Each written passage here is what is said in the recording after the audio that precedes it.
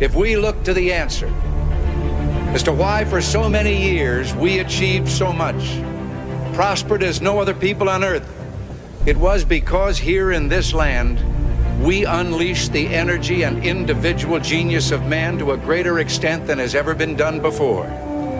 Freedom and the dignity of the individual have been more available and assured here than in any other place on earth. The price for this freedom at times has been high, but we have never been unwilling to pay that price. Those who say that we're in a time when there are no heroes, they just don't know where to look. The sloping hills of Arlington National Cemetery, with its row upon row of simple white markers bearing crosses or stars of David, they add up to only a tiny fraction of the price that has been paid for our freedom. Each one of those markers is a monument to the kind of hero I spoke of earlier. Their lives ended in places called Belleau Wood, the Argonne, Omaha Beach, Salerno, and halfway around the world on Guadalcanal, Tarawa, Pork Chop Hill, the Chosin Reservoir, and in 100 rice paddies and jungles of a place called Vietnam. Under one such marker lies a young man, Martin Treptow, who left his job in a small-town barber shop in 1917 to go to France with the famed Rainbow Division. There on the Western Front, he was killed trying to carry a message between battalions under heavy artillery fire.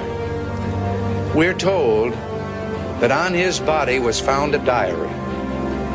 On the flyleaf, under the heading, "My Pledge," he had written these words: "America must win this war. Therefore I will work, I will save, I will sacrifice, I will endure.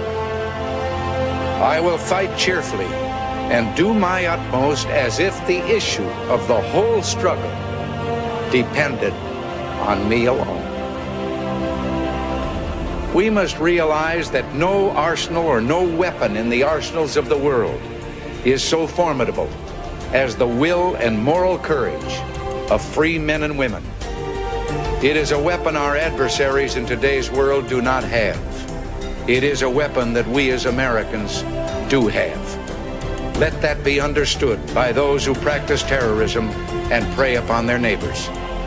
As for the enemies of freedom, those who are potential adversaries, they will be reminded that peace is the highest aspiration of the American people. We will negotiate for it, sacrifice for it. We will not surrender for it now or ever. We are Americans.